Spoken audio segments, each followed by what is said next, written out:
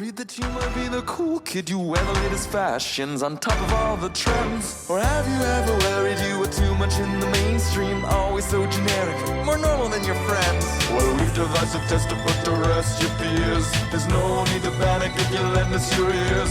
Tonight you can't sleep easy after all that you've heard. Cause if you like the show, then you're probably a nerd. Oh, Canon, it's all.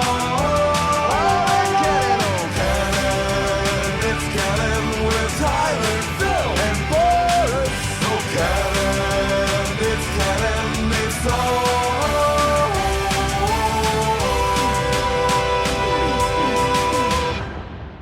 in Canon. Hey everyone, and welcome to the latest episode of the It's Canon podcast, the podcast where we chat about everything geek, the podcast where we chat about all things movies, comic books, video games, toys, Lego, etc., etc., etc. We're your hosts, I'm Boris, and this week I am joined by Phil. The rumors of my death have been exaggerated, I assure you. Barely, but that is true. Phil, how's it going? I'm doing well, thanks. How about you? I'm doing all right. Just, plowing through. And this week, we've had to bring in a pinch hitter, some help to keep the conversation going, to keep you and I honest, Phil, from the SNME Network, where I chat with him about AEW Rampage. He's also ACMG, TalkTimeLive.com. He does so much, an awesome voice, and my close personal friend as well, Xavier Josiah. Dax, welcome to the show. Hey guys, thank you for having me, and I would be considering myself the Daryl Strawberry of this. I don't know how honest I'm going to be in this case. Well, it serves a picture.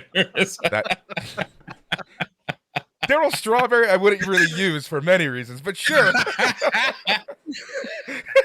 I'm not just any Daryl Strawberry. I'm the Daryl Strawberry from The Simpsons when he had the swelled head. There we go. There you go. That's better. That's a lot better than the other Daryl Strawberry, like the real Daryl Strawberry, as his career kept going. But yeah, this is a crazy one. So let's just talk about what is going on off the top of the show. So we're just gonna play some catch up, and then we're gonna be talking about the Hollywood strike. Hollywood basically shutting down more and more each and every single day.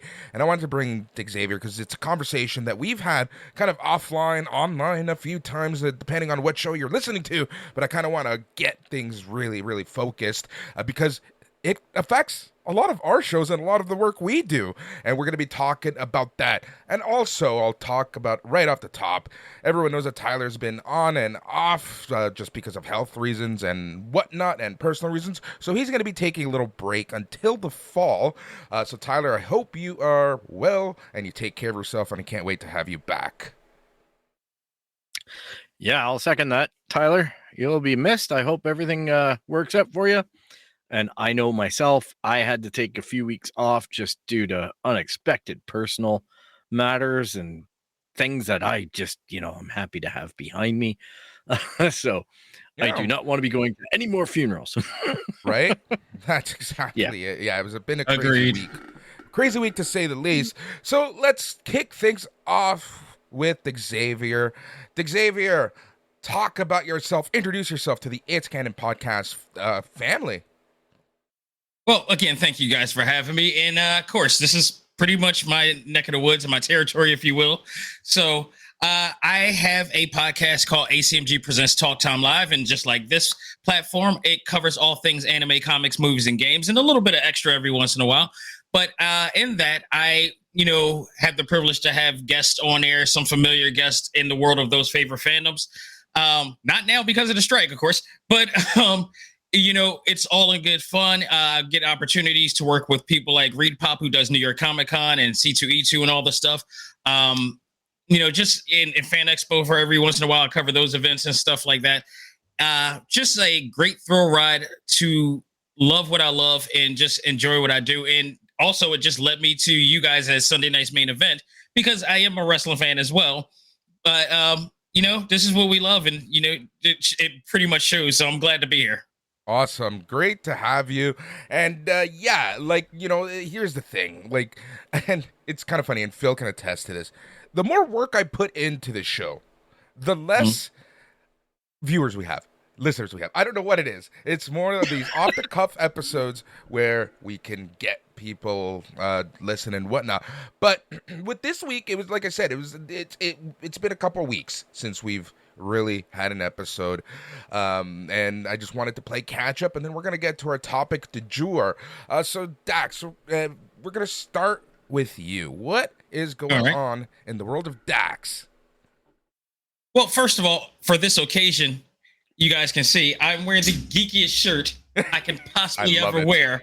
I love it. Like, this normally would not make it through camera, but I'm so tired today because I did a 30-mile bike run. So I just did not want to. I didn't even have the energy to change. But this is the shirt that I got this from like randomly from a shop at one of the vendors at New York Comic Con. I was like, all right, this is my in-house shirt. Yep. Nobody would ever see this. I'm like, no, we're gonna let it out today, and this is the right place to do it.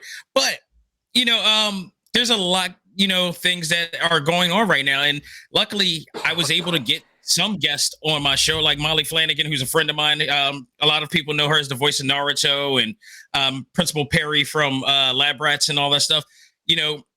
She's a great friend of mine, and and she's doing like she was doing a new TV show on ABC. It was scheduled to have a second season, as well as her other one on the Adult Swim deal. So it was just like, it's crazy to like, it's hard. It's going to be hard for me to even get any guests right now because what's going on right now. And man, this is going to be a long run, but luckily we got video games, which I'm covering right now too. And I can still do my show. I have a show called Select Start, which is a Talk Time Live extra podcast that I do, covering all the news going on in the gaming industry as well. And right now, like I told you before, I've just finished playing Double Dragon Rise of the Dragon, Double Dragon Gaiden Rise of the Dragon, which is it is. The fact that I'm still playing that short ass game is still great. Yeah, and I'm just waiting for.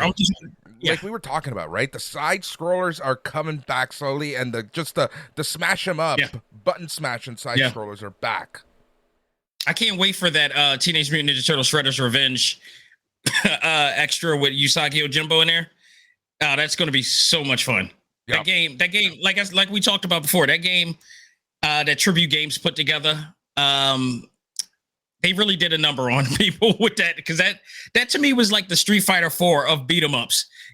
Where people don't remember because it's been so long ago, but Yoshinori Ono, who was the former executive producer of Capcom for Street Fighter, it was because of him that Street Fighter came back and resurged, and then the fighting game era came back again. I feel like Tribute Games kind of did the same thing with the Turtles game. Yep. Oh, yeah. 100%. And interestingly enough, the Turtles game went on Xbox Game Pass Live right away, but it just showed up on my PlayStation. Free one. So the PlayStation fans are now getting a chance to play that as well if you're subscribed to like their equivalent Game Pass thing. Yeah. So, how was answer this to me? How was that Game Pass thing? Because I feel like, well, it's not even that I feel like from what I've read and researched, like they're not making too much money off of that, nor is the developers when they add their content into that.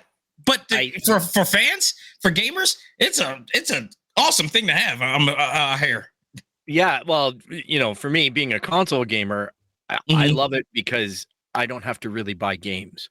Right. There's a lot of games that I can try that I wouldn't normally try. Right. So it's expanding what it is that is available to you and your sample size.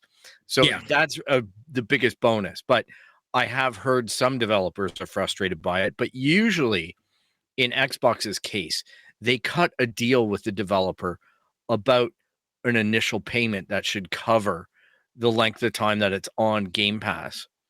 And then if it's an in-house game, it'll permanently be on Game Pass. But if it's a developer game, they usually cut them a deal, like it has to be agreed upon. And then my understanding is the way they get you is there's a date the games lift off of the service. And that is a gotcha moment, because when you go back to play the game and it says it's no longer on Xbox Live, but it's on sale. It's Netflix. They Netflix you.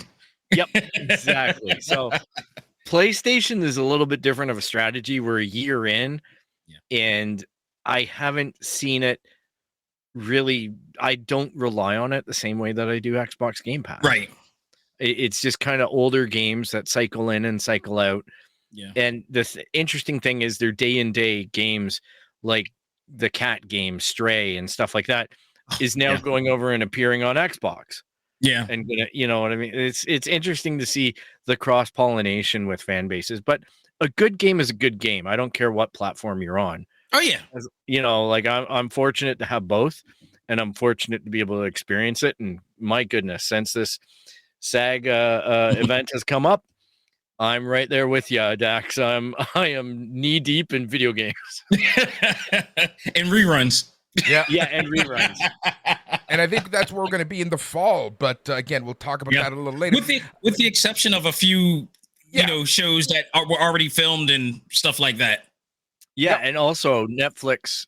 Basically, one observation I made last night was going through my Netflix portfolio and seeing how much foreign market content there is. That goodness knows how long they've been cooking that, right? Like that's interesting. It's all the Korean shows that are subtitled or redubbed. Yeah. Things like that, because I'm sure they're doing everything that they can, these places, to get outside of the guild. Yeah. You know, the Screen Actors Guild, and get, you know, basically people that will do voice work that's outside of it and everything like that. Which is god awful. And when you think about it, oh yeah, yeah. But again, it's exactly what they're fighting for. That's exactly it, right? That is exactly it. And like I mentioned, I'm pretty sure I talked to both of you about this in some shape or form, where a lot of these studios, they are going to rue the day that they, you know, gloated about essentially fucking people over, right? Like, yeah.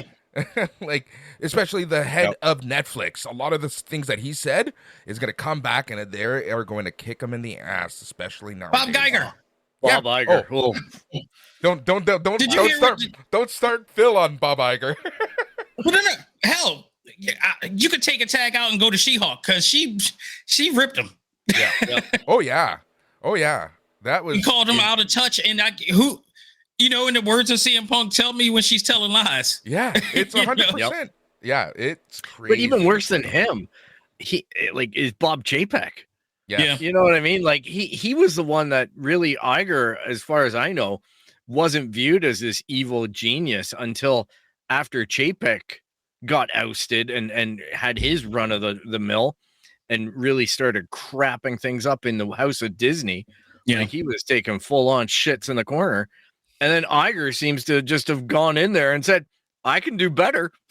Like, it's unreal. Excuse my friend. I don't know, man. I spoke with Boris a lot about this, and it ties in with the pro wrestling aspect of it, because, you know, whether it's pro wrestling, whether it's, you know, Hollywood, whether it's just corporate in general, it's all the same practice.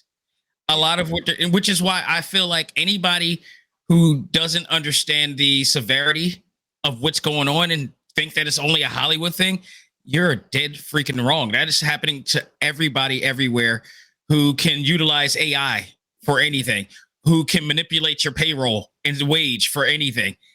Yep. The same practice, the same unethical practice, I should say, is going to happen everywhere. And it already has been. It has been, but we're going to be seeing it more and more. But what makes me laugh, and just in the I'm very angry way, is, you know, you're seeing a lot of job postings about AI from these studios like Disney, and they're offering, you know, 6-figure salaries for AI engineers and whatnot, right? Like, it is absolutely ludicrous, where if they were to take this investment, they could literally pay what people are asking for. Yep. But it's just, you know, God forbid we give into a union type of thing, right?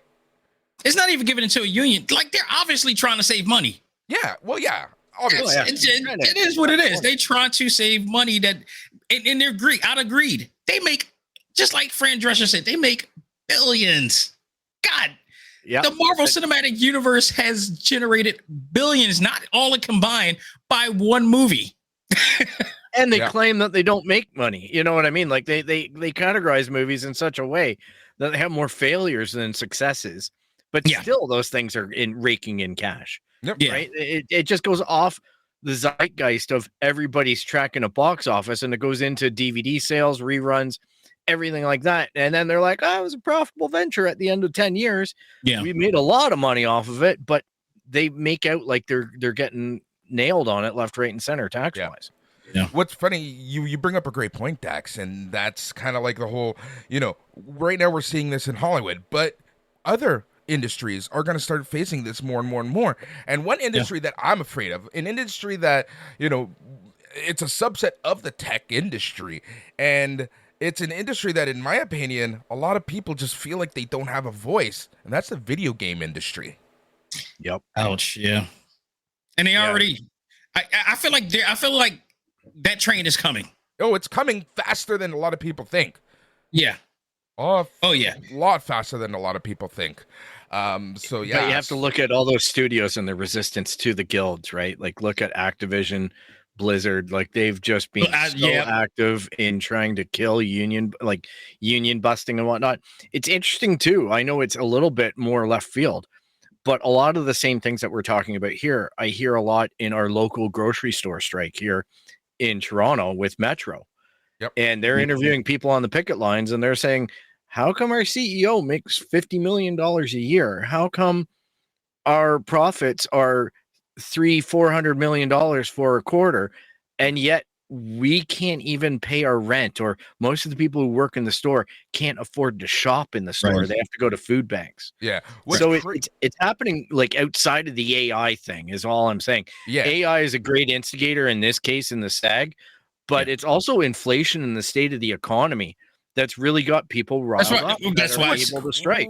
That's why I say everybody's going to be able to relate to it in some form or fashion. We're talking about AI, but no, there are other things that they're fighting about too. That's one of them.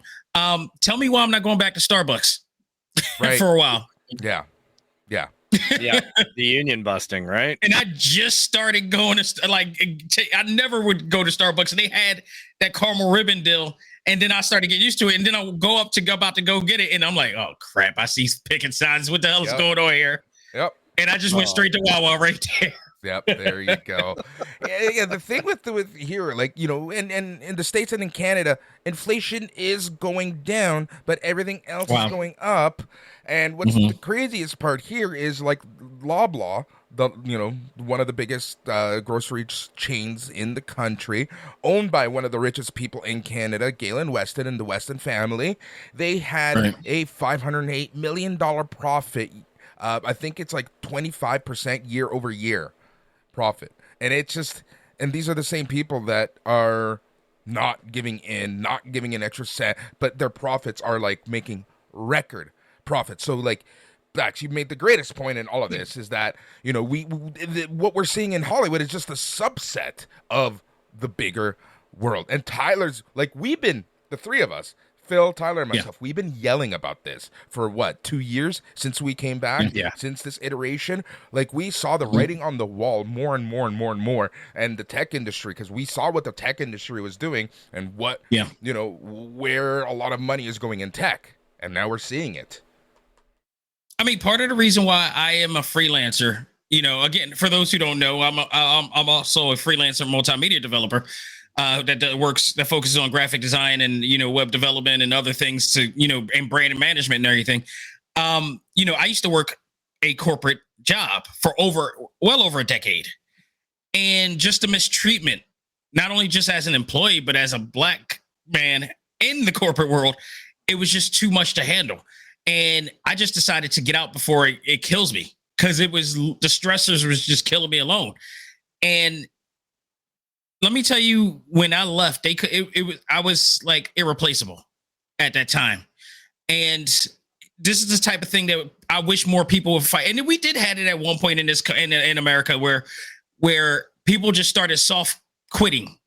That was becoming a thing. And I guess that's part of the reason why a lot of, there's a lot of worry of this transition. I mean, we had like stores, like CVS and all the stuff start adding in, self-check-in aisles and all the stuff. And I'm like, I already know how many jobs that took away. and now we're only seeing like maybe three clerks in these places, 3 or 4 clerks. It used to be like 5 to 10. Now they got like a few like stock people and just 3 people in there, and then the rest of it is the pharmacy. But you could check in your own stuff on your own. So I'm like, that's just taking work from people too. And like, where's the end game for this? And if people, I've mentioned this before, if somebody was to tell me what's the end game with this AI thing, maybe I would understand. But nobody's been able to tell me what's the end. How is that going to help us? It seemed like it's more of a helping you more than helping us type of thing. Yep. Yep. I find it off-putting anytime that even on YouTube videos where they have the emulators reading, and things like that, I won't even click. The minute I click it and I hear that, I'm out. Yeah. I want to hear real people. I want to hear real voices. I want to know that real work is being done if I'm going to pay it any patronage. Yeah. And, like even here in Canada, it was interesting again on the news tonight that some of the Walmarts are eliminating their self-checkouts because there's too much theft. Okay, then that makes sense. So now they're like, we welcome people back and you can get checked out. And I'm just like, you bastards. It was the exact opposite 3 years ago when you started ramming this down our throats. And it was just like everybody was saying, hey, I'd rather deal with a person. Too bad it's a machine. And now we have one clerk in that section to help you process your payments. I wish more people were observant as you are, because to see, when it comes, and again, because we all do what we do, we kind of have a little bit more focus on how things are promoted and marketed. We technically, like, people see, redheads and blondes. We see binary code in this case. Exactly. And good reference. It happens on. I'm constantly doing it. Meanwhile, no offense to my wife, she's not here, but my wife is the perfect target audience for all these companies because she falls for them a lot, and I'm like, I gotta be the one to wave her off. Like, no, this is what they're doing. Yep. I just wanted to point that out because she's not here, so I can. You get your point in. Get it in now while you can. I love it. Here we go. But no, even still, like, to Phil's point, I was like, watching Infinity and Secret Invasion. I refuse to watch that opening intro. Same. Yeah. I can't. I will admit it's kind of dope, but it's a slap in the face. And they claimed it wasn't a slap in the face. They're gaslighting. I love how they try to justify it, but this is the mood of the show. It makes sense that we used AI. It's like, and nobody lost their job. Because nobody was hired for the job. Exactly. That's the rub. That's gaslighting the hell out of these people. Oh, they did the same thing with Hawkeye, and it wasn't AI, but they completely ripped an artist off, completely, mooched the entire storyline and everything, and didn't pay one bit of credit to them. Unbelievable. And they're doing the same thing with some of their Star Wars books and acquisitions that they've made, where Alan Dean Foster is dying of cancer and can't get a payment over some of the books that he wrote. And isn't this like, this reminds me what happened to the creator of Superman? Didn't he get screwed over too? For years. Like a long time ago? For years, yeah. Yep. Until then, like, the family fought, it took until recently did they say, Superman, because they completely took him off the credit. It's crazy how these companies work. But remember, you technically, anything done under that umbrella, they own type of thing. So hey, look, I got screwed again. I did a design job for the for the nonprofit that I worked for years ago. It was one of the biggest projects that I've done at the time. And, like, thank God I powered through that, because it hit me emotionally doing this. And they went off, and, like, I even spent my anniversary, which is funny because this is the week of my 18th wedding anniversary. So, like, during like the 5th or the 6th or whatever of that time, I spent more time trying to design that than, because it was supposed to go on banners all down our center city and everything, and in a Macy's window and all the stuff. And I'm like, all right, that's dope. That's great credibility right there. And they went along and took liberties with my design to the point I was floored. And they knew they were wrong for it. And I gave them 1,000 analogies as to why. Like, you don't change the smile of the Mona Lisa. You don't get away with doing that. And you damn sure don't get away with changing my design. And if anything that needed to be done, I could have done it myself. They were they knew I was so pissed off. They gave me days off with pay. Wow. And then on top of that, one of the managers that was responsible for it hid for me in that office for 2 weeks, legit, no lie. Wow. And I came across very articulate during my email at the time too, because they thought I was going to go all Ice Cube on them. Oh man. That's how corporate does, man. It's crazy, and that, like I said, that same practice that happened in that nonprofit will happen everywhere, because they, within every within the, inner layer of every, industry, it's usually the same, philosophy and practice that they do to, for the foundation of what they're running. Yep. Same thing. Yeah. That's exactly Hollywood corporate, WWE, you name it, they all within it. There's a corporate element that they have a structure. Yep, that's exactly it, and that's why, like, in our little world, Dax, people love to give Tony Khan credit and everything, but like, I remind people, this guy's a billionaire. Yeah, he didn't start AEW out of the kindness of his heart. No, he did not. Right? I'm waiting for him to go Raw. Right? I know you are. Especially you. I know you are. I can't wait for it just so I can say, I told you so to everyone. Yeah. He's going to get pushed to a point. We'll see how it is in a few years, but I'm enjoying it now, so I'm just ride it and watch it and just enjoy it while you can. Yep. Exactly. All right. So something that I don't know if we've ever talked about this too much, but in terms of comics, what are you reading nowadays with comics? Are you reading any? Are you what are you enjoying? The last thing I read was Static. That was Milestone Media, and also The Blood Syndicate, which is written by a friend / guest of mine, Jeffrey Thorne. Jeffrey Thorne is a hell of there's a lot of significance to Jeffrey. Jeffrey Thorne is a awesome writer, but he's also a showrunner and an executive writer from an executive producer and writer of many shows. For instance, he did Avengers Black Panther's Quest, the animated series. Yeah, he was the showrunner for that. He I don't know if you guys have Stars in your neck of the woods, the channel. We do. Yes. Do y'all know about the show Power? Yes. Okay, so he was one of the executive producers of Power Book 2, which starred Method Man or Mary J. Blige.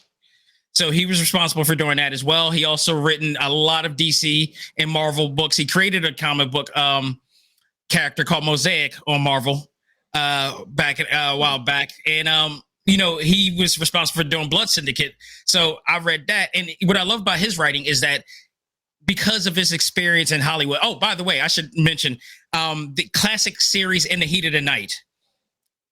You might have, if you watched that show, he's the black officer that always sits in the desk. He's been that character for seasons, but he stopped acting and went straight to writing. He likes writing much better. Yeah. And I love how he is, because he's the guy that doesn't keep his mouth shut. That's why I always love having him on the show. So I've been reading his stuff. I've been reading Static. As far as Marvel stuff, off and on, I would jump back into things. I do want to read the upcoming, what is it, Ms. Marvel New Mutant? Yes. Series that's coming out, because all of a sudden she's a mutant now. And I'm trying to figure out how she come from an inhuman to a mutant, and they're trying to assimilate the Marvel Cinematic Universe storyline into the comics now, I guess. Yeah. Yep. So I'm interested in checking that out, but whatever comes in. Yeah. It's funny. My childhood friend, Adam Gorham, does the art for that. For which one? Ms. Marvel New Mutant. Oh, that's beautiful art. And I think that's what really drew me in too. It's gorgeous. His art is really, really good. Adam's doing a lot too, isn't he? Yeah, a lot. I'm always impressed at how busy he is. Yeah, they got a lot of attention. It's a problem to have. Yeah. Because he's been doing some of the alternate covers for Dead Romans, things like that. So that's been my book for the past while, getting back into it. But I did get news that the comic book shop that closed in my town is going to be reopening in a pub. Yeah, the pub owner misses his comic book shop, so he's turning half of his pub into a comic book shop. and he just says, well, all the geeks come here anyway because we play video games and drink at night, so we may as well read comics too. I hope he has a cage to block off at a certain time. Like, here's the thing: I had somebody that I know. Unfortunately, because the pandemic shut her down. Unfortunately, but she was the first Black female in America, the first Black female on the East Coast to ever own a comic book shop. But it was a comic book shop / cafe. She was so famous, and I'm looking at her cover right now. She was so famous that she was on ABC News. Wow. Marvel Comics actually drew a special variant cover for her for Invincible Iron Man, the Riri Williams deal that I have right there, and they drew her in talking with Riri Williams in the in her shop, and Tony Stark's in a holographic Tony Stark is in the background. It's dope. But unfortunately, the pandemic took it down. It was a really awesome shop, and I really hope that they get it back up someday. But that's a chill mode, and that was a real chill mode. I don't know what the hell's going to happen with this thing, with the pub. Right? I think the owner from the sound plexiglass he's worked in. I think he's making a separate shop that's linked in. So it's like during the day you can go in, do your comic book shop separate entrance, so you can get the kids in.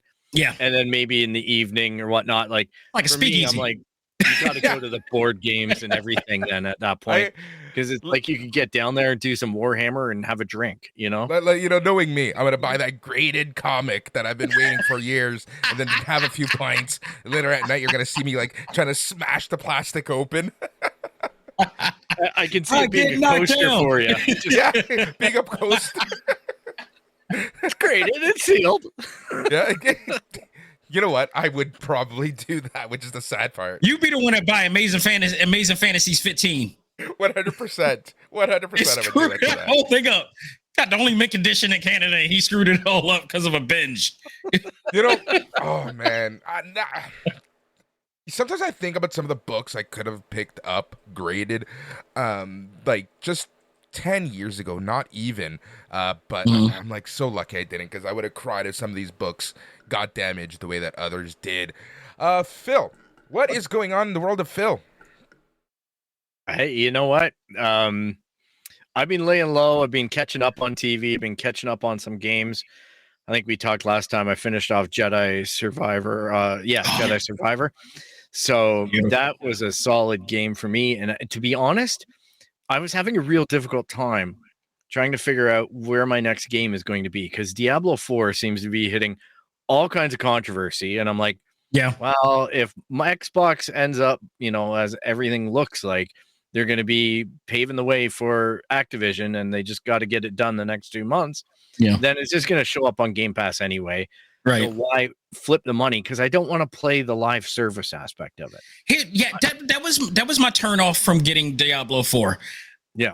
I was this ready to get it, and then I found out that you need online access all the time to play this. I'm like, why? Why is this a need? What do you want from me? Here, take my information now. Right. I mean, that's another problem.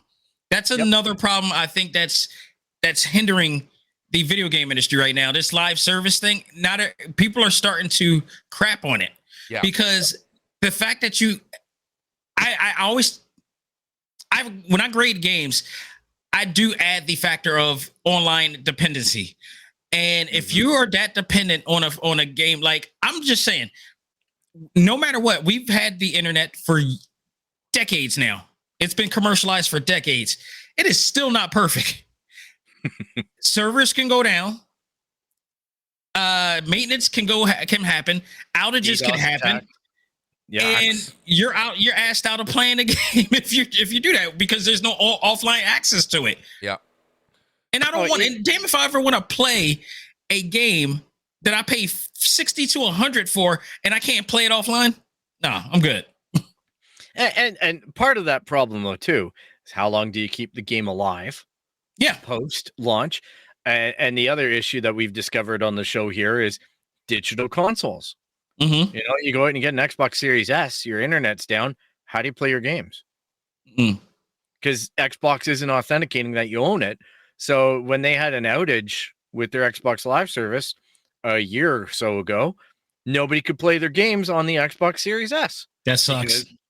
Because, even though there's no disk drive, there's nothing, and now the game companies are shipping blank discs that just Which I find hilarious. Like they just have a key that directs it to the internet. So you don't even get a game archive, which is really frustrating for that segment of guys and girls who do the game archiving, right? Yeah. So it's been between that, and then I was like, okay, well, it just keeps on getting worse and worse with Diablo 4.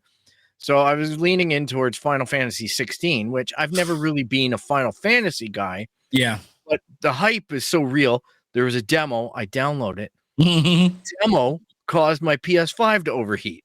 What? I got the screen that said, this game is causing your game to overheat. And I got to this little shop of horrors, like monster thing.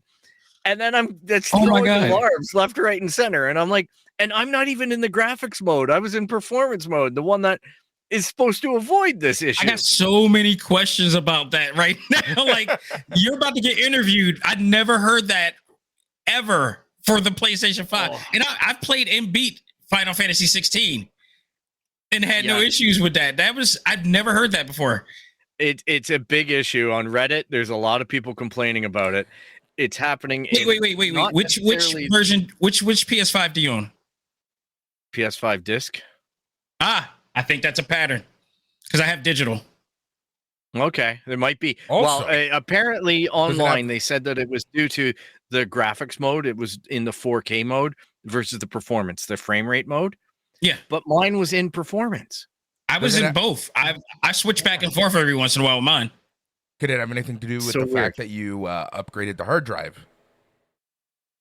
It's on the onboard hard drive, and I did install the heat sink. I do have a certified PS5. Oh, so it's not it. Oh, okay.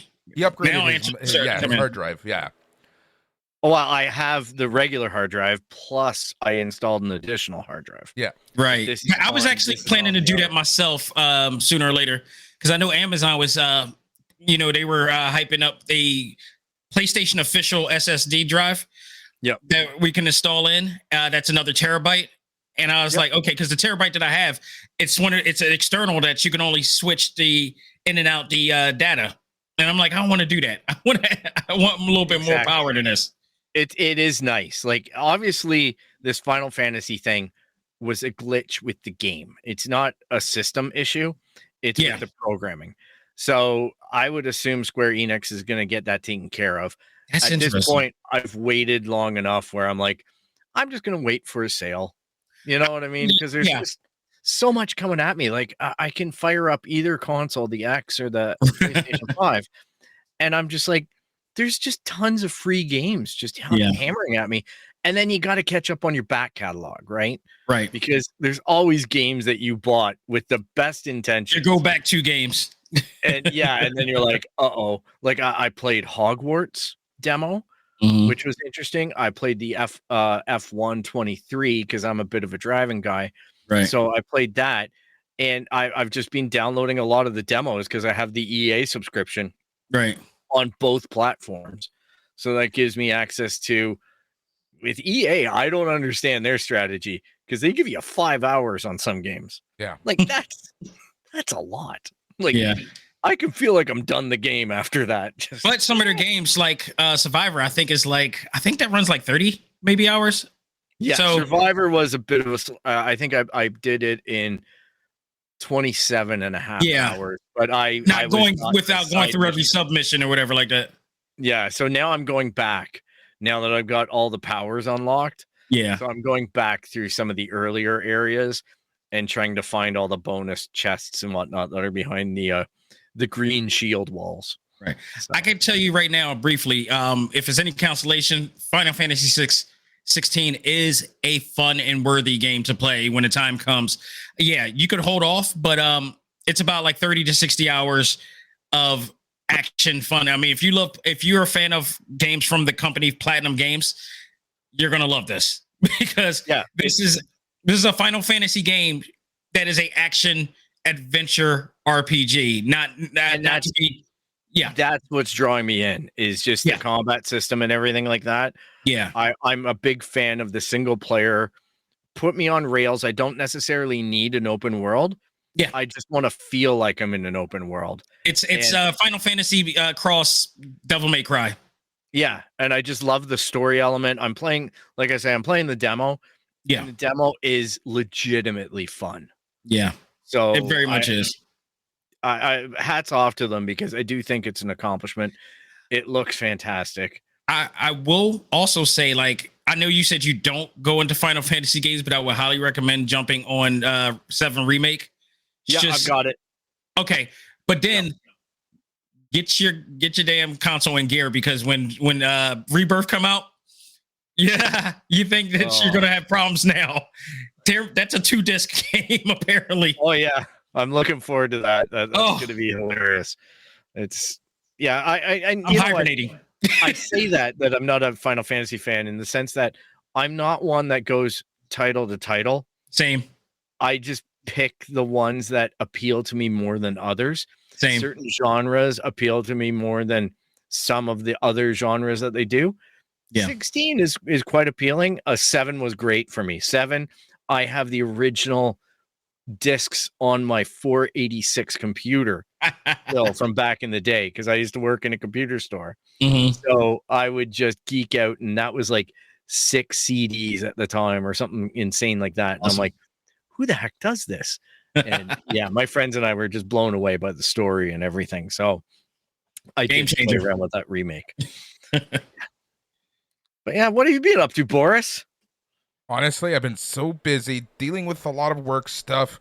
My PS5 is still collecting dust. Haven't been able to play a lot in a while. I've just been so freaking busy. But I think I'm gonna take next week off, and next week I'm gonna, tackle some of the games like Jedi Survivor, Tears of the Kingdom. And really try to get back. Oh, you ain't coming back to work if you play Tears of the Kingdom. I know, right?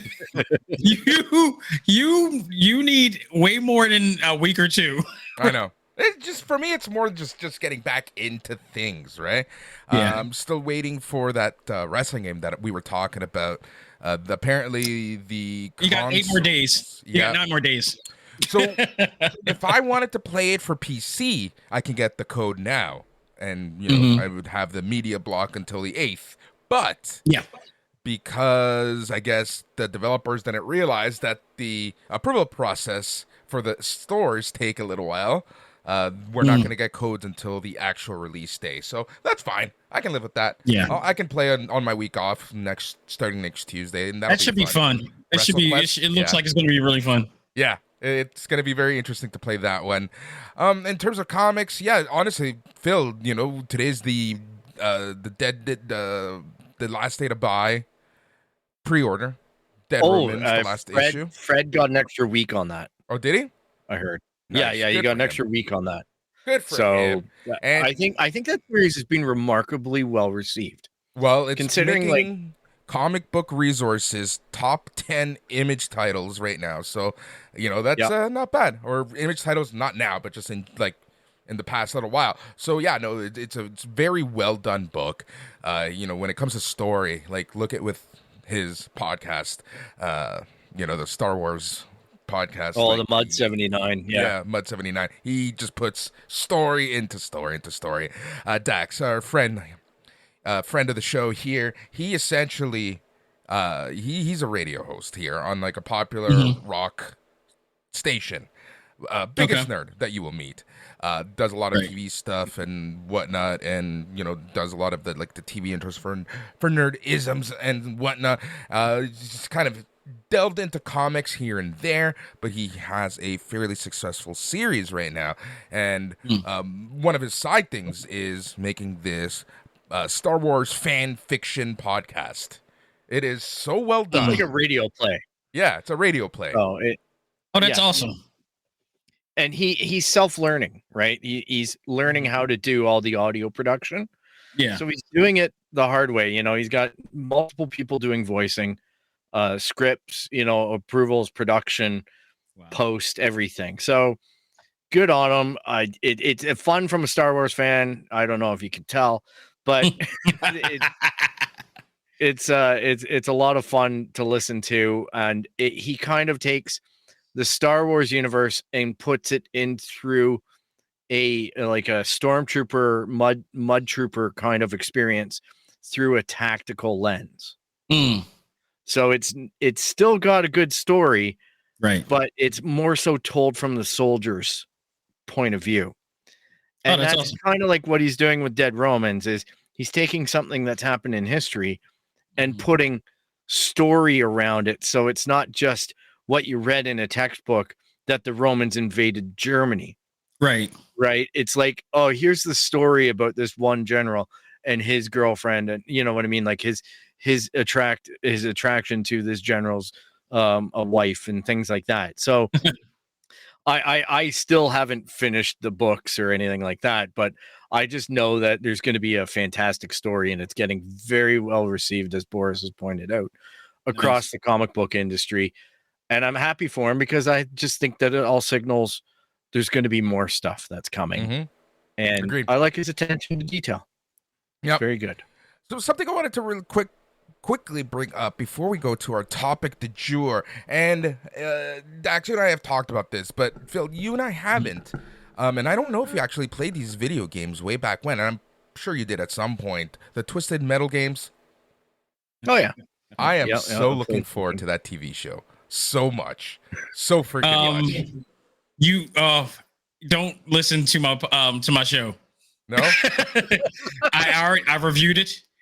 I'm just going to say it had no business being that damn good. Damn. Good to know. Good to know. And just enjoy, no pun intended, but enjoy the ride. Nice. Yeah. Awesome. If you're a fan of the original games, one of the biggest surprises of this year, in my opinion. How awesome is Thomas Hayden Church? Dude, first of all, he's the greatest Sandman ever. There will never be another better Sandman than Thomas Hayden Church. Agreed. But this was Age of Stone was the role for him. He played it up so well. And again, here's the thing. The trailers were so misleading because they had you thinking this was going to be a goofy comedy. Yeah. It really is not. It's a comedy in the sense of thinking Orange is the New Black, believe it or not. Because there's comedy, but there's some serious points in there, and there's a lot of backstory, which really helps. And that's what made the game series so great, because they took a Street Fighter approach with construction derby driving, and each character had their own backstory that you got into. So they did the same exact thing here, and my God, and I will say this, and now I'm gonna just leave it at that. Will Arnett and Samoa Joe are a great tag team. We talk about Adam Cole and MJF. No, those two working together. I still say that Samoa Joe could have done that job himself because his voice does sound a little bit like it. It carries. And they could have just auto-tuned him. But to their credit, they made it work. You're gonna have a lot of fun. Awesome. Cannot wait for that. Awesome. You and I have talked about this show, but Phil, I wanted to ask. Have you watched any episodes of My Adventures with Superman? I've watched the first couple, and I'm recording the series because it airs at midnight here on Thursdays.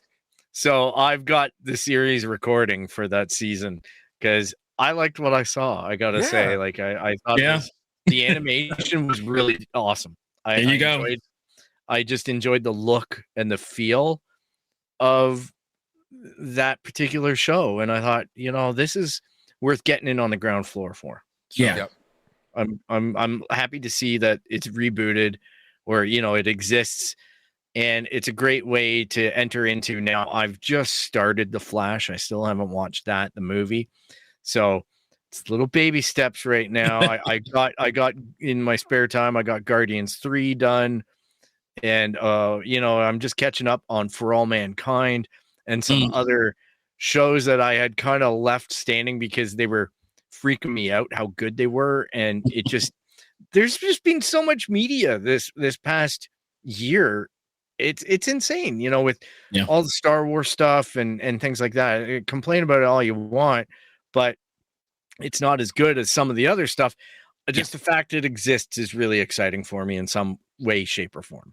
Yep. So Yeah, for sure. And Dax, so you have to understand. So Phil doesn't go to theater, so he hasn't been able to watch movie in a theater just because of many reasons. He can get into that if he Right. wants, but so this is like his golden time to catch up on a lot of stuff.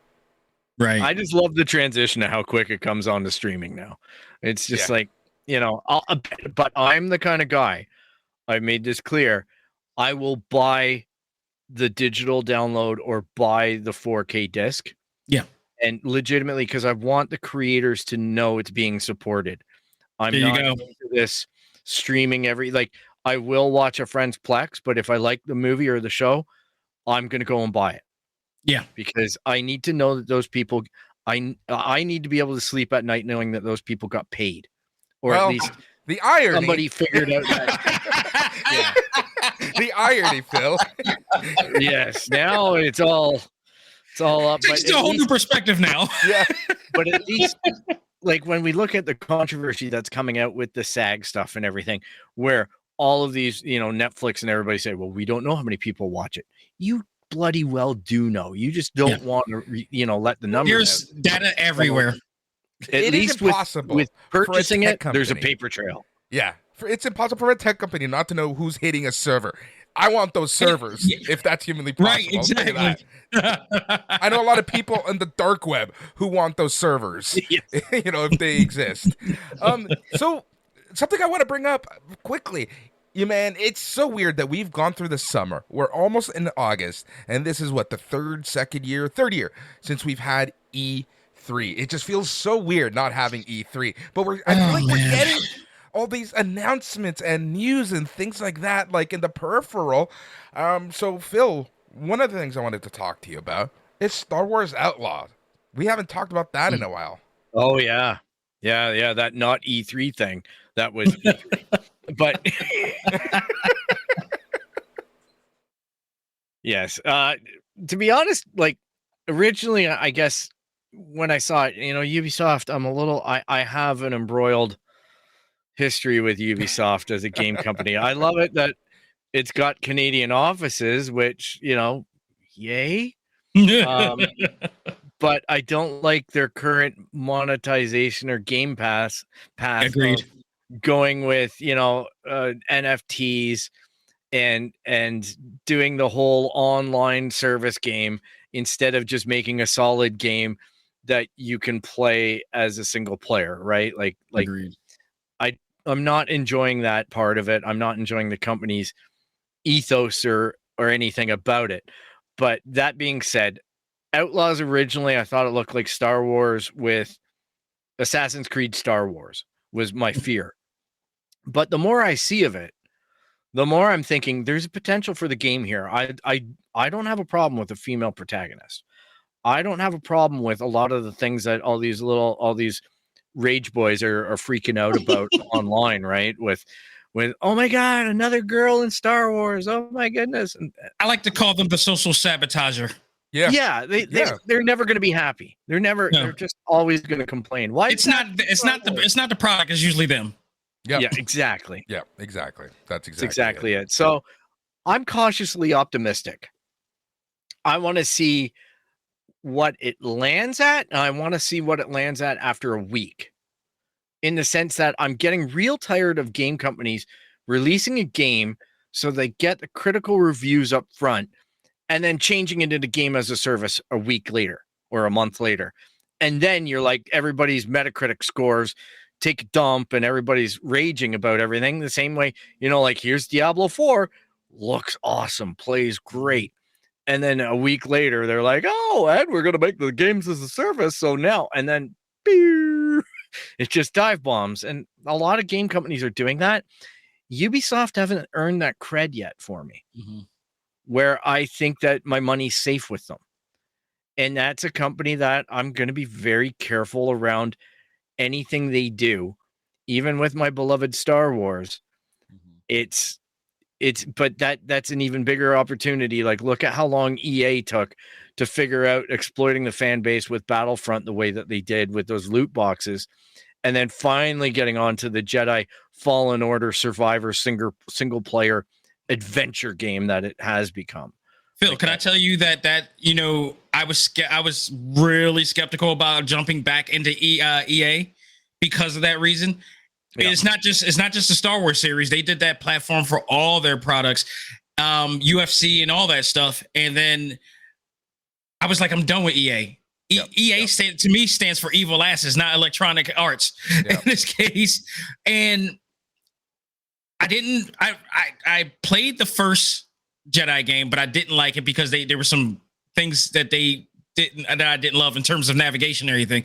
But I said, like, I'm gonna try this one more time, and if this game sucks, I will never buy another EA game again because I'm tired of their crap. I'm tired of the things that they do and these like schemes that they put in. Thankfully, this one did it justice, and they did a lot of improvements on what they did with the first game. But yeah, that doesn't mean that every other game on EA is going to be the same either. Yeah, agreed. There's no way I'm buying a UFC game. Yeah, no. The only games that I participate in are some of the racing games that because they bought Codemasters. Mm-hmm. So they pretty much bought a little bit of a segment of the racing area. Mm-hmm. And then the FIFA game, I still play it because I don't play the loot bag game at all. I never go into, I just go in with my teams and I play the games that I want and I get my enjoyment out of it for that. But I always wait for Black Friday sales. Like Boris and I have figured out, you wait for Black Friday, like $40. This game comes out in September, October, and it says $40 or less. And then it shows up on Game Pass. There we go. It's free. I got it on both platforms. I tested out on both.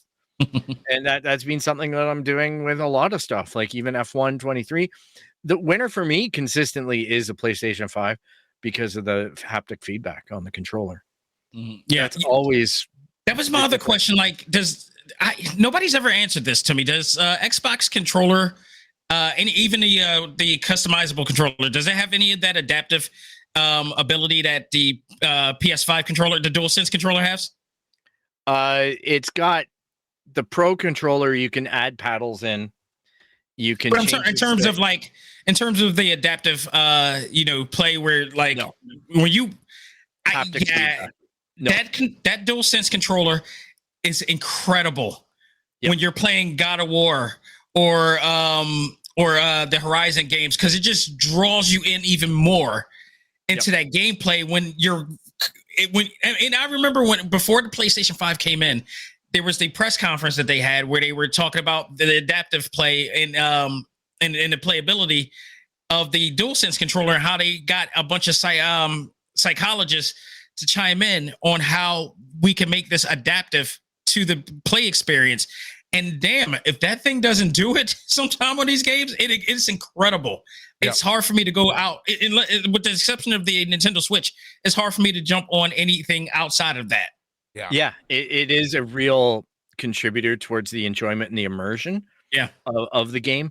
But I'll tell you, like the first week that I had this console, Boris was lucky enough to get me hooked up with a friend of his that could get his hands on it. And got this thing, set it up, and immediately one of the games that I had played religiously was Borderlands 3. And it's that sick humor. It's all of this wrong kind of gameplay, but it's so outrageous it works. So here I am, and I've got the haptic feedback, and they released the PS5 version of it, and I couldn't believe the fact that when I pulled out certain guns, I could feel the notchiness of pulling the trigger. Yes, so awesome feedback. And I'm like, did my controller break? You know what I mean? Like, I'm like, now it's really hard to pull this. It really give you the pressure. For you, that's a little added touch because you were huge into paintballing and whatnot, right? So like, yeah, it was just so, I don't know. It was just so awe-inspiring to sit there and know that the different guns react differently and that somebody took that time to do that. And that's why I look for in the PS5 breakdown of the game on the store or whatever, is there haptic support? If it says that it was designed with the DualSense in mind, then I'm like, I'm buying it on PS5. I don't care, man. Yeah. Like, unless it's free on Xbox Game Pass, that controller is a game changer. 100%. And I don't care. The battery sucks on it. I'll let it, I can just play with it plugged in. It works fine. So, yeah. But Not a Dax, who problem. needs haptic controllers when Xbox releases the TMNT controller with the smell? All right. Oh, Granted, decent it's like control. what Anthony Mackie says. Everybody's got a gimmick. Yeah, it's true. It's true. I was watching a video of how that thing actually works. I'm like, oh my god, this is ridiculous. Like it's legit. Like what the hell? Yeah, I but can't What wait the to hell? see. I can't wait to see countdowns and documentaries of the best or worst controllers ever come up, and that one's gotta be one of them. Do you remember the Virtual Boy? Oh yeah, you owned it. You owned it. No, I didn't. My friend did, and I'm glad unfortunately, he's not watching this because I'm about to clown him. It's a age-old thing that we do whenever we talk about it because he's the only guy that we knew within a far region of areas that has ever bought the Virtual Boy, and he regrets it. It's like, how much red eye did you have? Yeah. And it's not like you guys are that age because I know how old I was. You're the same age as my brother, so I'm like, he bought that with his own money. That's the even funnier part. Like, I think he didn't. No, we were young when we were still young. I don't think we we could You guys were work, but I don't think 20-ish. we were working. Yeah, no, he before the Microsoft Zune, there was the Virtual Boy. Yep. And Boris, I don't think you ever noticed, but I have something what I call the Zune Award. And this is for products that everybody think is going to be the biggest thing, but ends up being a flop. I'm thinking like the Google Stadia. I'm thinking the Google Glass. I was gonna say I'm thinking like, Google everything. Google Graveyard. Yeah, isn't there like I'm yeah, not putting my body there. yeah. Funny enough, But it's like I call it the Zune Award because it's like it's based on my friend of mine who had the Zune, and he swore this was the end all next be big all thing. things. And we knew what happened with the Zune, so this is my way of clowning him about that. But now it's like it's known. Like the Zune was a big flop, because it was trying to compete with Apple and their iPod technology at the time. And the Virtual Boy, it needs to be in the Hall of Fame of Zune, the Zune of Fame or something like that. something else needs, from that think era needs to be there as What's well. While everyone was playing with their iPods and their Zunes, I was using my Sony Mini Discman. Wow! Oh, yeah. No, you know what? All right, here's the thing. Here's where you get a pass for that because everybody had a Discman, and not just Sony. Sony was the innovators of it, of course. But everybody, like, dude, I had mine too. I had to hold it up as I walk. Yep. If you're in a car, you got to put it in a really solid place or it's going to skip. Yep. But they meant for that to be portable, but it really wasn't. It wasn't at all. Yeah, well, Wasn't and you at even had all. like the special packs that Sony made that had like a ton of padding on the one side so you could walk with it. It's like they just put a Band-Aid or in a Q-tip in it or something like that to make it work.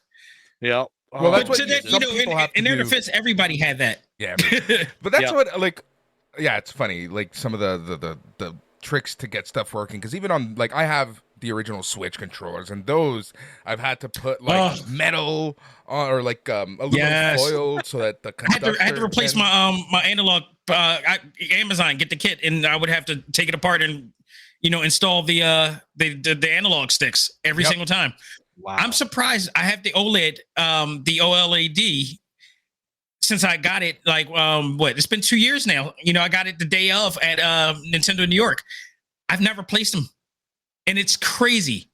I've had the other Switch, and I can't tell you how many times how many Joy-Cons I bought and replaced. Yep. I just went with Pro controller on that one. Which is a great deal, but I like handheld.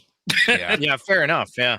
It's that screen, right? If you want Speaking of the Switch, news came out today that the next gen console might be coming out in the second half of 2024. Dax, what do you think of that? Yeah. Oh man, you know what? I feel like it's still too soon, but the Switch did come out in 2017, so I guess it is time. But I'm just enjoying the Switch so much. It is their greatest console they've ever done. I don't know how they're going to top it. And I don't want this to be like the Wii U. That's my issue. I don't know where they're going, but here's the thing: they got to compete with like these new handhelds now, the Steam Decks, the Steam Decks, and the other one that came out, which I heard wasn't as good. Yeah, which I heard wasn't as good as the Steam Deck, and the Steam Deck is nothing to really like sing about either to some extent because it plays all these these AAA games and all this stuff, but those AAA games are like 60 gigs and up, so you only got like less than a terabyte of memory, internal memory, and then you got to buy like a SD card, which is not a bad thing at the end of the day because I got a terabyte and on a Switch, but it's like they're gonna have to compete with that, but I think they can. So it just has to be. You gotta make it.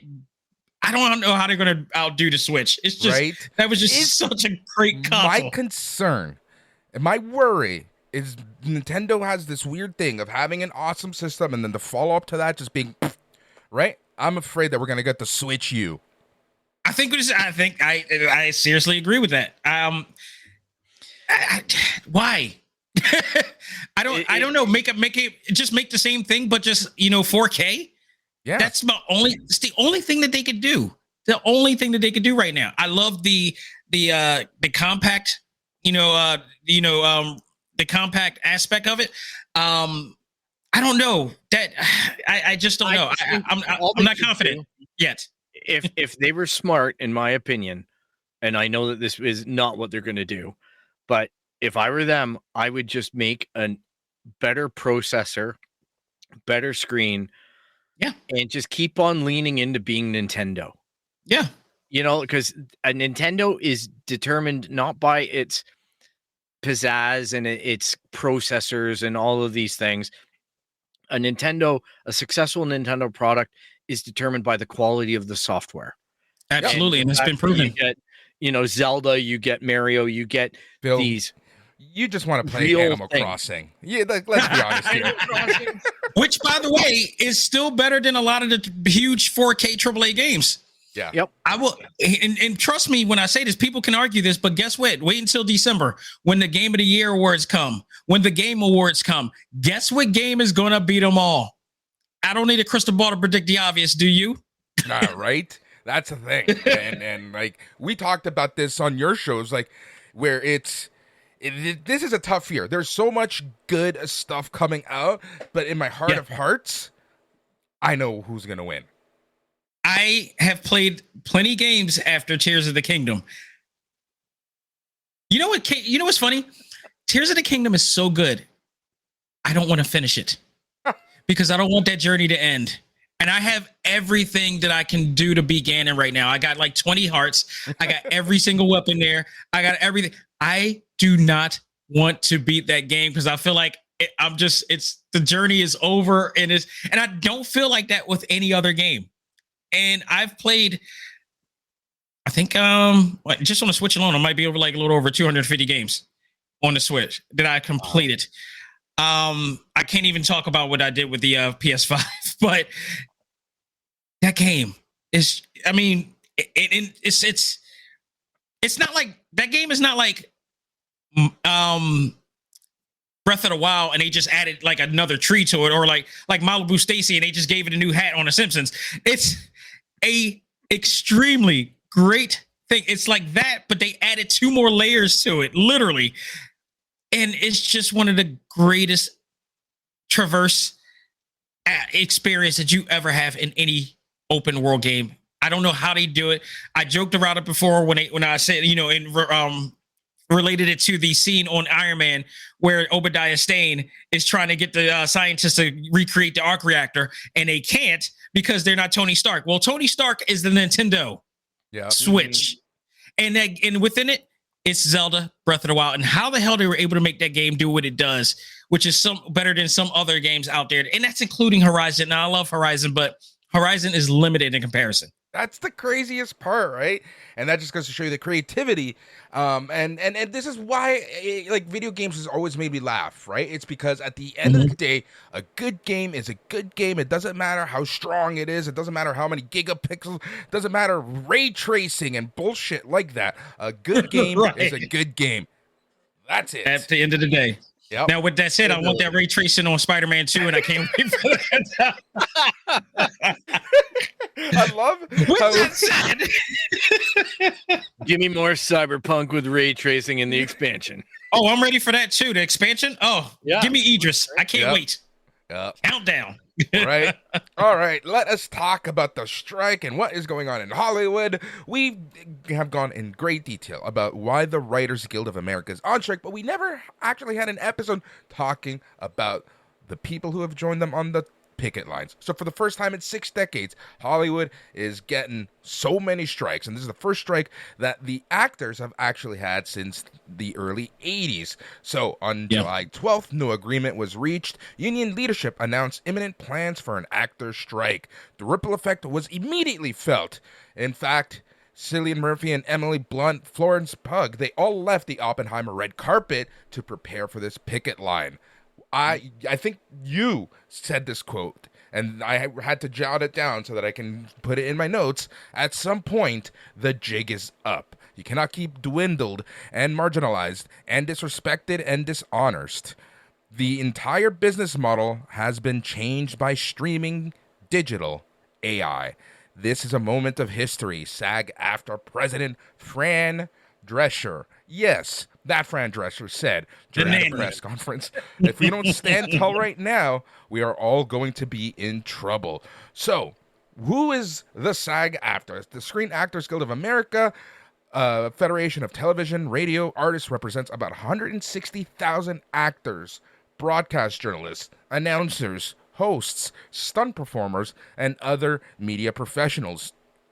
So, what do they want, and what is different, and what is the same as opposed to the Writers Guild of America? So, it all comes down to technology. They haven't had a change in their pay scale since technology has really hit the streaming services. So, with streaming services like Netflix, Hulu, and Max, which still bothers me to no hell that they were able to rename it, I know. reshaping the culture of television and movie watching, the nature of actors' pay it's also changed. So, before you would get royalties on reruns or VHS, but they've never actually figured out how to have royalties for streaming services. And like Phil alluded to earlier, these studios and streaming services kind of like keeping the metrics in the dark for this very reason.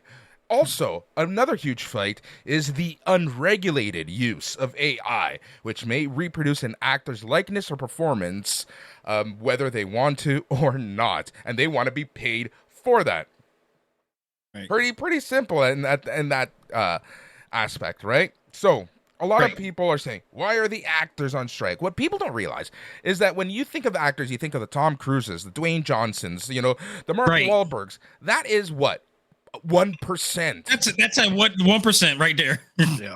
Right? How many actors can't afford to have a living wage? And those are the people that this is really going for, because you're hearing more and more stories about how I think it was Zordon from the Power Rangers who was paid $500 for 1 day of work, and that was it.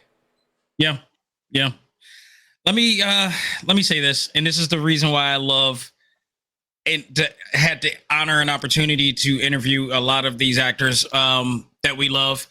Especially, I don't know if you guys remember a while back. I don't even know if you know a while back. This is not the first actors SAG-AFTRA strike that actually happened. There was a mini one that happened a few years back involving the voice actors. Yes. Because they weren't getting, the same type of treatment that they're fighting for right now, that everybody's fighting for. This is, if that was Civil War, this is Endgame right now in comparison. But I have had the opportunity to talk with Stephanie Shea. She is the voice of the American version of Sailor Moon and Orihime from Bleach and a whole bunch of other things. And it was one of the realest interviews I've ever had, because this was during the time when the strike happened. And she was very transparent of talking about the misconceptions that we as fans have. And they're talking about they make money, but they don't make money. Like, they're not riding in Bentleys, in Rolls Royces and all stuff. It's not like that for everybody. they make a considerable amount. Whereas like they can live off, but like considering how much money Crunchyroll and Sony is getting paid, which they're getting paid billions now for the anime industry. It was never this in the 90s. They're getting paid billions for this industry, and now all they asked was benefits to secure their voices, because like when you have a Kyle Abear, who's the voice of Ryu, you got a Molly Flanagan who does Naruto and screams like so much during not only 400 episodes of this show, in video games, in movies. All they ask is for a fair share of what they want to hear, and those royalty checks and residual checks is just insanely low. So I've heard this before, and it gave me a broader understanding. This is why I'm glad to have these type of people in here, and they're voice actors, but they're actors at the end of the day. And it just boggles me that even this is where they're human. This is where we figure out that they're humanized and stuff like that. And everybody's have some form of labor that we need to fight for, which is why I'm glad Fran Drescher pointed that out in that speech.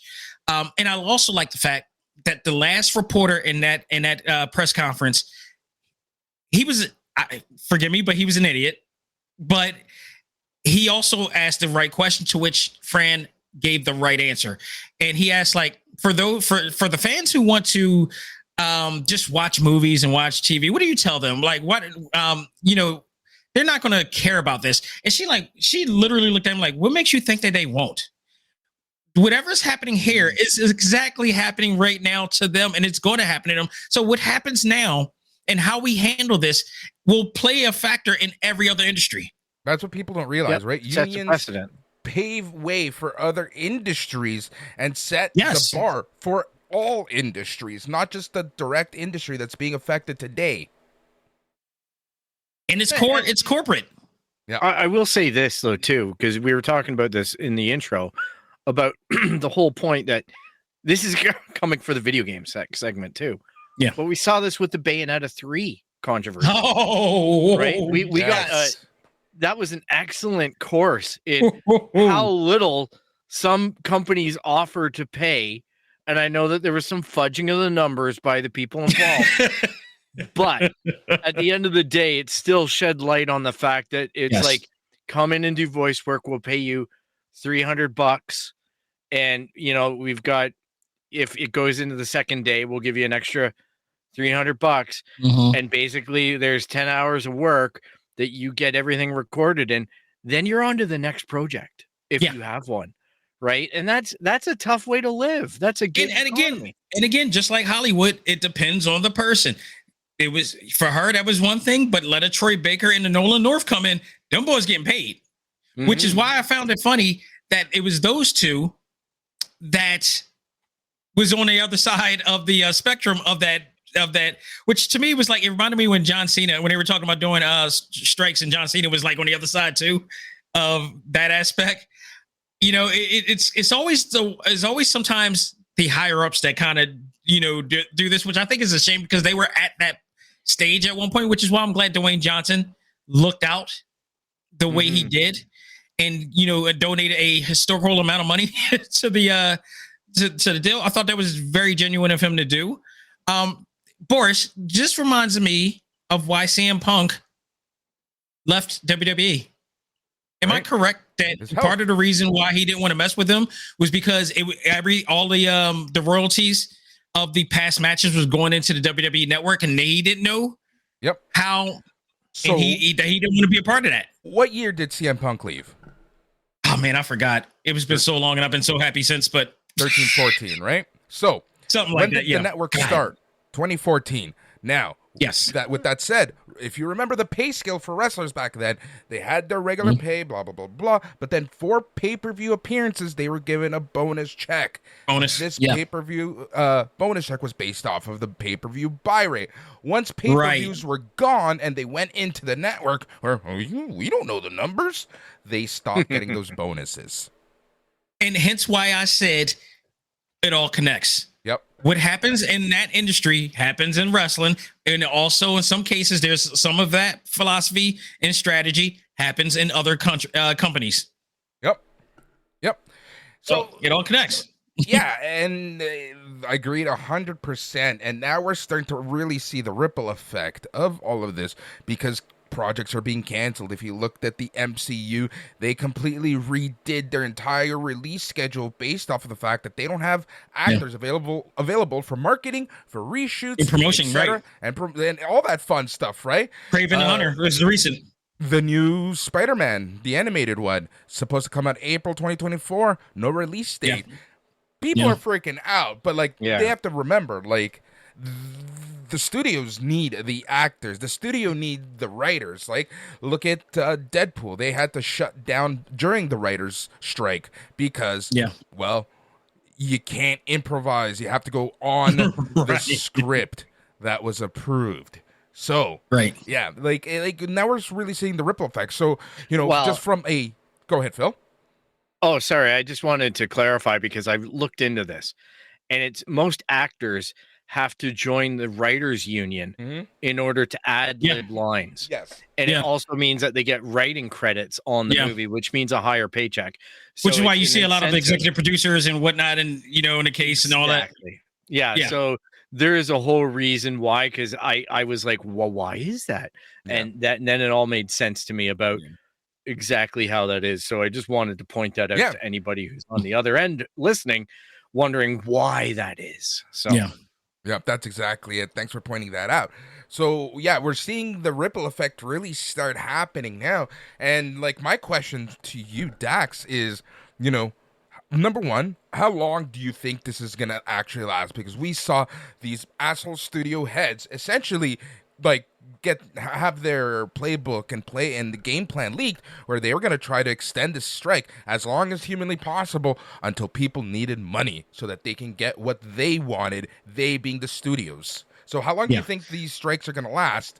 And to that, like what's going to happen come fall? Because what we're seeing, something very interesting, and it's conniving. And it's these companies who have these streaming-only shows, also own networks, are moving shows from Peacock, from Max, to the regular. What was the recent one? Paramount recently did this, didn't he? Paramount Plus. That Yellowstone. Yep. Yes. Which honestly, I credit to them. It's kind of brilliant on their part to do that. Now you get to see things that we don't get to see from that we're paying for, but it also messes up their platform with that too. So it's draining that as well. And I want to take note, San Diego Comic-Con got hit hard. Yeah. Hall H is the biggest attraction of that event. And who's a part of that? Marvel.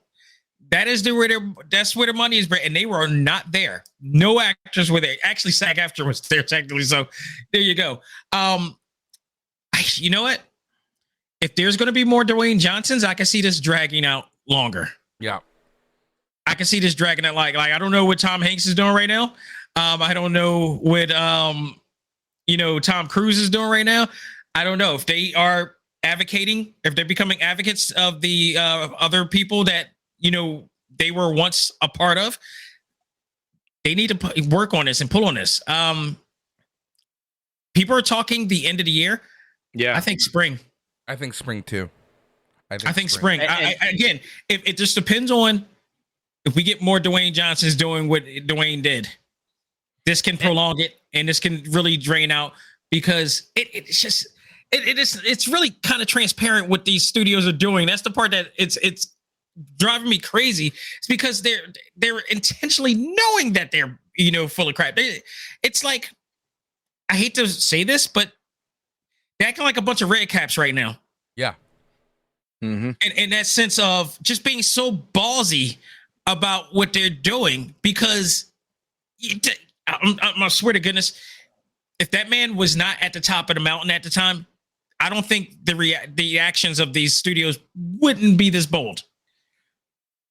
I could be wrong, but I just feel like since that time, people have been more bold about what they're doing and not care less about what they're doing. And it's just, it's crazy. It's absolutely crazy. So if it depends on how much more funding they get, depends on it. I don't know how long that money that they already have saved from the pandemic is going to last in accordance with what Dwayne put in. But I can see this during into the spring, and if it goes to the spring, I think it absolutely will go on the actors and the writers' favor. Yeah. Now I'm curious. Do you think that the actors' strike will resolve before the writers' strike, or do you think they resolve at the same time? I think they resolve at the same time because they all working together. Yeah. Good. So for example, I like that answer because I've heard the actors it makes no sense resolve beforehand. Yeah. But I think that this is done kind of timed in such a way that they want to support the writers. Like they view exactly what's going on in writers as their issue right now. It makes no sense. Guild has more strength, right? Like they're a bigger guild. They have more members, and they have the ability to probably push the public sentiment into their corner quicker than, let's say, the writers were. Right. We know how bad they're getting treated. So yeah. No, if they're smart, they work together. I mean, if we all were smart, we all work together and this would be a better world. But this is where we live at now. But here's the other thing too. I need them to succeed. We all need them to succeed because we need to know what happens when the power numbers kick in. Yeah. And if they work with this, then who knows what we can all do together. That's exactly we need to be able to support this. We've been saying that since 1917 or so. Now, and we just lost a couple listeners in Texas. Tennessee Todd is out the door. Right? Yep. All right. So, another thing that I wanted to bring up, right, is the interim agreement. So there are waivers that are being granted, and it's funny. And to me, this is just the smartest thing that this studio could have done, and that's A24, essentially giving all the unions everything they wanted so that they can continue production on their movies, being given waivers. So these interim agreements essentially is studios bargaining with the unions and just having something in place for when everyone can consider this done. So A24, that little studio that little independent studio that releases movies that might play 1 or 2 nights in your local little rundown theater, especially yours, that they've been able to essentially my theaters are rundown. I didn't mean run down. I meant more like a rip cedar too, but it's rundown. When I say rundown, I think more like Last Action Hero rundown, like classic. Oh, okay. Yeah, you're right. So it's funny that and it's funny that the studios, I feel, are sending journalists to write hit pieces on these interim deals, because you're starting to see some resistance and you're starting to see some negativity on these interim deals. And SAG-AFTRA is basically saying this is laying the groundwork for the bigger studios. Yeah, it's planting seeds. It's trying to, I would believe SAG-AFTRA is a little bit smarter than this. Yeah, this is like the Wile E. Coyote Roadrunner, routine. It's like you put birdseed here, you think the Roadrunner's going to eat it, and then you hit them with the Acme. They're not falling for this. Yep.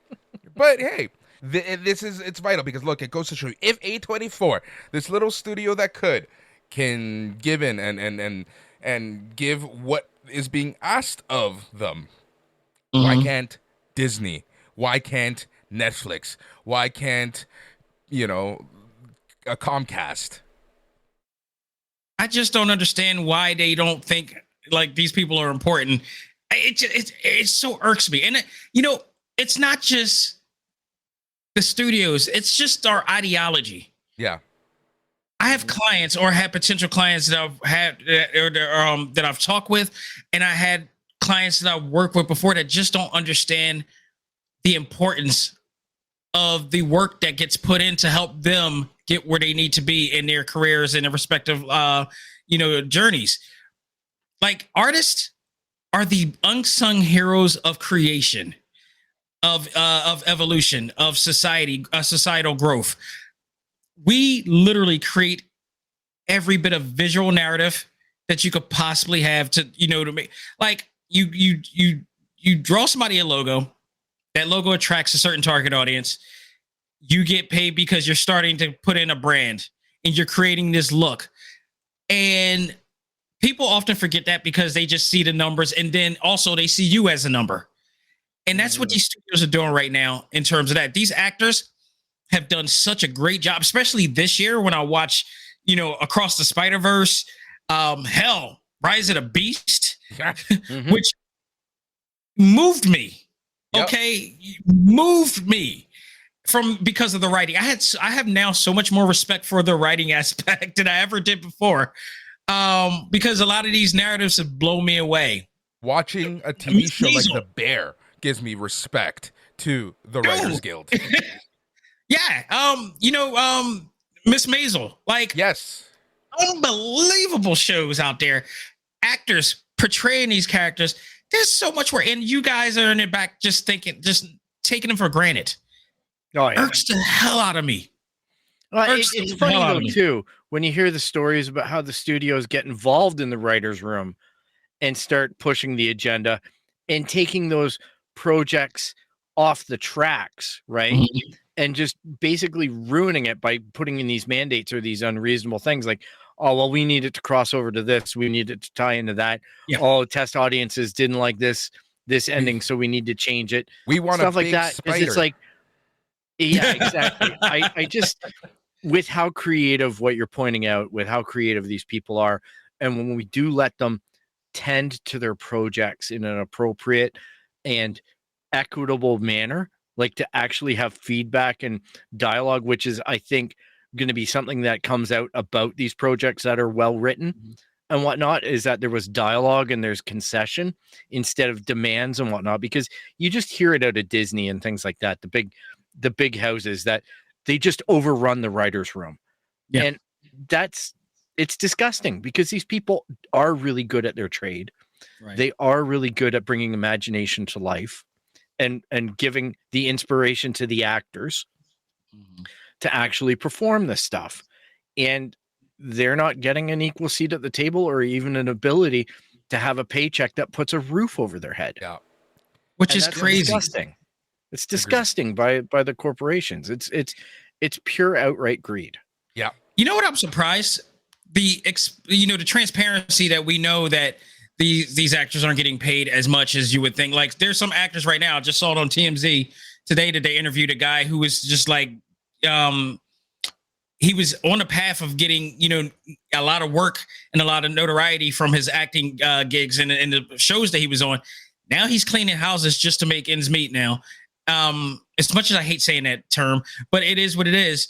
And he came on willingly to talk about like, this is what's going on. Some of us are now have to take on regular jobs to support our families and all this stuff. And I'm surprised that the visual narrative of this doesn't, I really don't think a lot of us as fans are paying attention to that, to really focus on that aspect. Like enough to like say like, okay, actors aren't really that big of a superstars as they're possible. And I'm wondering like, how are the casual fan are looking at this? Because a lot of us fans have misconceptions of what a star is. Like if you're on a show like Suits or something like that these guys are getting paid like oogles of money just because of watching it, or Psych or whatever like that, when they're not really getting paid that much. It's funny that you bring up those two shows, because those two shows are just banking right now on the streaming networks. Apparently Suits right now is like just breaking records in terms of minutes. It's on the path of what the significance of it,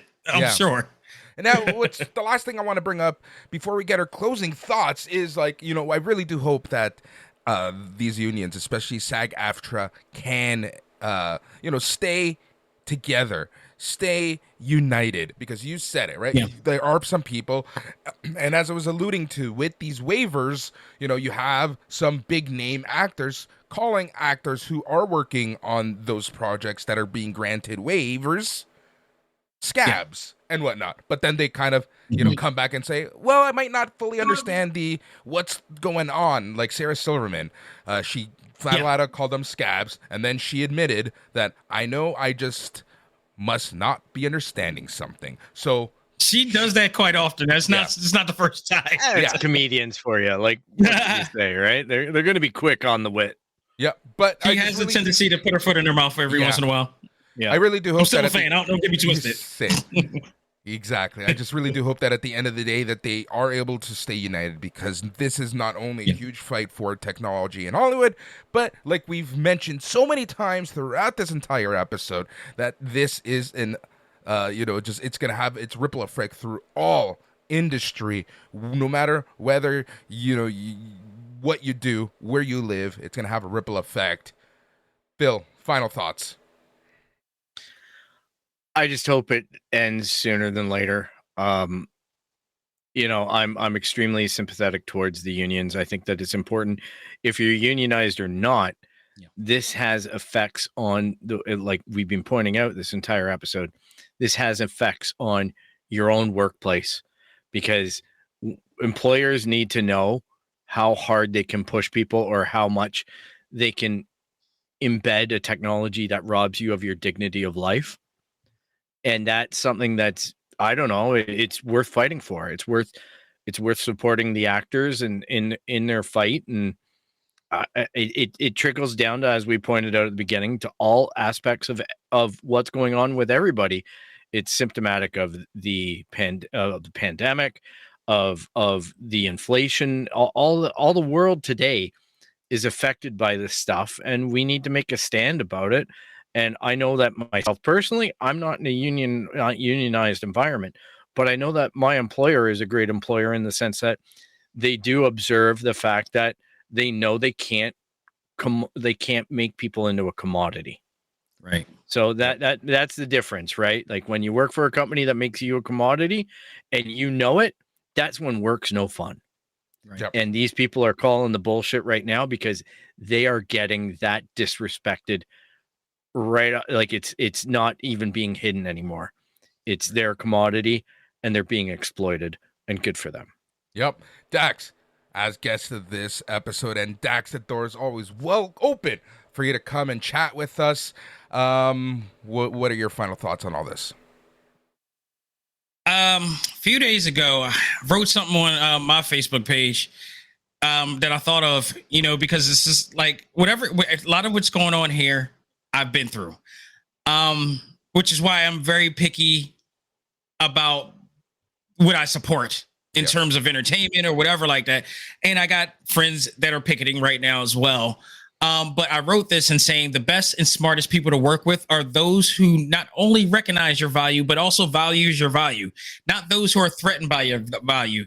And I said that to say, like, you need to make sure that you understand your power, what you bring to the table. And a lot of people in this industry, not in just in the industry, a lot of people in our world does not. They just work a systematic life and just settle for what they have. This strike should be looked at as a template of how we all should react, and how we all should work together, and how we all should unite in times of this and know your own value. Because without us, nothing will work. Yep. And they could try to do AI and all this stuff all they want and try to say like it's better for the betterment of our society. It's betterment for your pockets. Yep. We need to all fight for our value and just look at this not as just a fight against the writers and the actors, but a fight against people of value that's just like you. And I wish for the best of them. I'm supporting them all the way on this. As are you guys, I'm pretty sure. But everybody should look at this and take it very seriously. Because it's like, no, it's not. Yeah, I love Marvel. I love Disney. I love all that stuff. But this is far beyond with that. So with just, being able to watch your own show. And trust me, when misconceptions happen often in social media. Don't let this be one of the biggest misconceptions that you have. Because it will bite you in the ass. Agreed, 100%. Well said, and I cannot add anything to that. So I think it's time for Phil to let our listeners know how they can get a hold of us. All right, let's give this a shot here. You can visit us at our website at www.itscanonpodcast.com. You can track us down on Instagram, Twitter, or X, or whatever the hell it is this week, on Facebook at It's Canon Podcast. You can also email us at show@itscanonpodcast.com. You can subscribe anywhere you find podcasts. You're going to find us there. But you can also find us on Patreon with our great friends at SNME Radio, Sunday night main event there. So, go ahead, support them, especially if you dig some of the wrestling stuff. I know that for me, it's not my thing, but hey, I love that your guys' passionate about it. If you like what you hear so far, make sure to leave a like for the show and leave a review if possible. Let your friends know that you listen to us on the It's Canon podcast. Thank you so much, Phil. And you have been listening to the It's Canon podcast, the podcast where we talk about all things geek, the podcast where I talk about all things comic books, video games, labor disruptions, Lego, etc., etc., etc. If it happens in the world, we talk about it and the best part of it all is that it's all in canon. Dax, I mean it when I said anytime you want to join, the door is always open. Thank you so much for listening. Dax, thanks for joining us and having this awesome talk. Until next time, I'm tired. Later. Bye. Awesome job, Dax. Thanks so much. Adios, folks. Love it.